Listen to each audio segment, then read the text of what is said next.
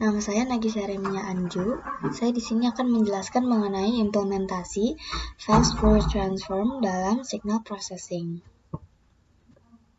Di sini saya mengambil data dari sinyal EKG yang terdapat dua sinyal berbeda dalam data tersebut.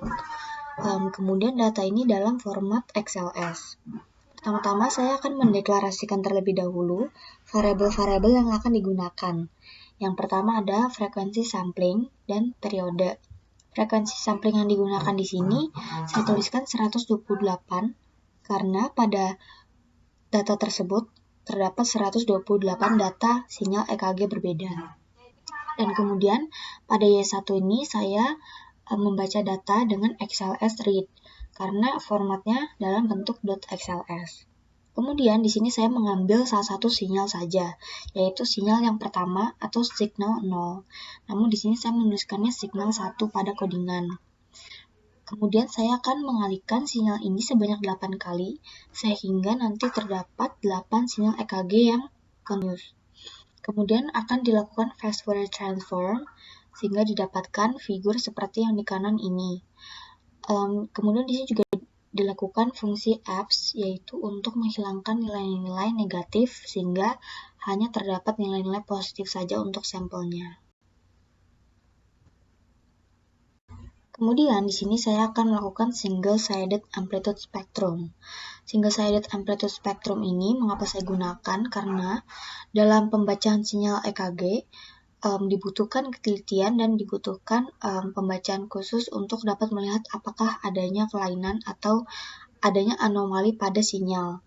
Sehingga jika digunakan single-sided spectrum atau hanya salah satu dari mirror image Fast Fourier Transform, dapat dilihat amplitude tertingginya, dominan frekuensinya, dan lebih jelas lagi untuk dapat dilihat pergerakan frekuensinya.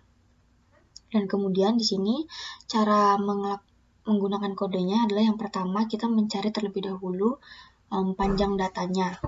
Jadi digunakan N sama dengan length J, yaitu untuk menyimpan nilai panjang dari sinyalnya, yaitu sebesar 1024.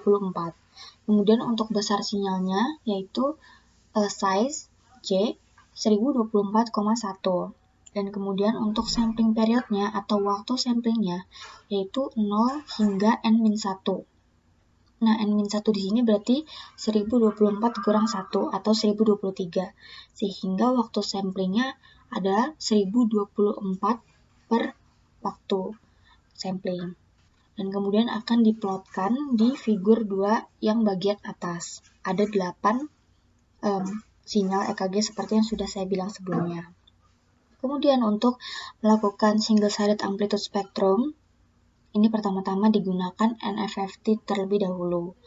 Pada dasarnya di sini FFT itu mengomputasikan DFT atau Discrete Fourier Transform dan sifatnya invertible sehingga dapat dilihat seperti grafik sebelumnya, yaitu seperti terdapat mirroring image antara kiri dengan kanan. Nilainya sama, besarnya pun sama. Nah, di sini juga DFT dapat menghilangkan semua informasi skala waktu karena input sampelnya itu bilangan real ataupun kompleks. Sehingga di sini line space pada F itu berfungsi untuk mendisplay frekuensi aktual dan memproduksi label-label atau frekuensi label pada sumbu X-nya. Nah, untuk yang Y dan F ini berfungsi untuk mengatur jumlah titik sampel untuk FFT-nya.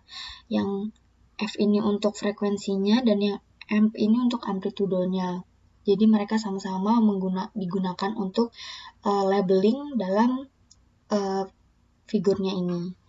Kemudian di sini digunakan nilai 0,1 pada line space-nya. Ini bisa diganti-ganti. Jika ingin melihat yang sebagian kanan saja atau melihat yang negatifnya, kita dapat menggunakan 0,-1. Kemudian nanti akan diplot hasilnya yang bagian kanan saja. Mengapa digunakan NFFT per 2+1 ini? Ini maksudnya untuk memisahkan saja salah satu dari FFT tadi. Seperti yang sudah saya jelaskan bahwa ini merupakan salah satu side atau sisi dari FFT-nya. Sehingga jika ini dihilangkan 2+1-nya hanya menjadi NFFT saja, maka hasilnya seperti grafik yang semula atau yang sebelum dipisahkan. Kemudian di sini untuk mengganti nilai-nilai amplitudo, di sini tertingginya 0,2 dalam figur.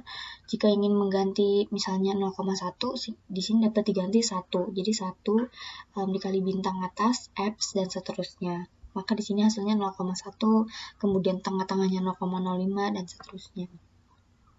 Kemudian di plot hasilnya akan menjadi seperti ini. Jika ingin mengganti-ganti nilainya juga dapat diganti dalam 0 ataupun 1 tadi seperti yang sudah saya jelaskan. Terima kasih sudah menonton video ini. Kurang lebihnya mohon maaf. Terima kasih.